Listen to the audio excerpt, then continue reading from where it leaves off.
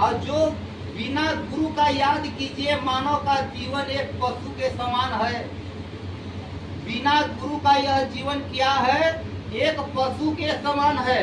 जैसे फिर भी पशु धर्म में रहता है। जीवन में याद कीजिएगा, पशु को यदि मांस और मदिरा पिलाया जाए तो जीवन में नहीं पिएगा।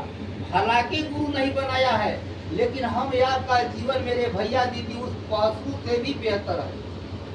सोचिए कि हम आपके जीवन में कोई गुरु न मिले तो किसी भी जीव का हम आप हत्या कर सकते हैं।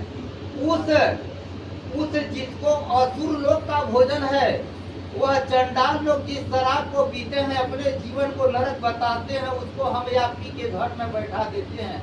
महादेव कहता है कि लाश को हाथ में लगता है तो जाके लोग नहाते हैं।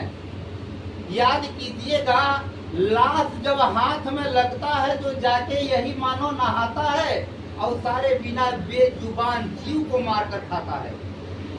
सोचिए, जो बोल नहीं सकता उसका हत्या करके हम आप खा सकते हैं, और उसी में एक तरफ इतना बड़ा दोष मानते हैं, उसी में एक तरफ इतना बड़ा दोष मानते हैं कि अरे भाई कहाँ गए तो चिता जलाने के लिए गए थे, राम राम सत्य करने का, तो पहले ही पानी निकाल देंगे द्वारी पर कि भाई नहा धो के या गोड़ हाथ धो के घर में घुसना।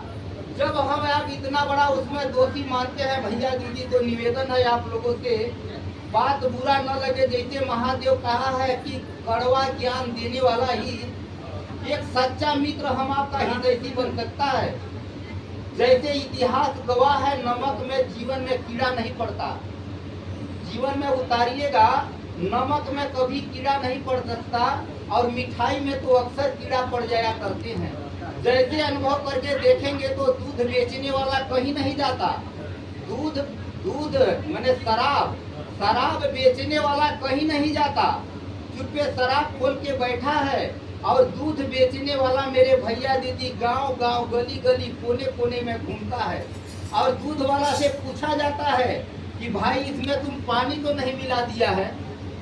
और याद कीजिए मेरे भैया दीदी, उस शराब में खुद हाथों से पानी मिला मिला के लोग पीते हैं। सोचिए उसमें दूध में और उसमें कितना बड़ा अंतर है। इसलिए शास्त्र कहता है कि आप मानव बनो, आप मानव बनो, बाकी आप भले कुछ नहीं कर सकते हो, तो आप मानव के जीवन को जियोगे तो परमात्मा आपको याद करेगा।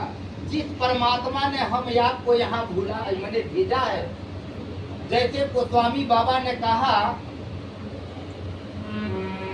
बड़े भाग्य मानुष तन पावा,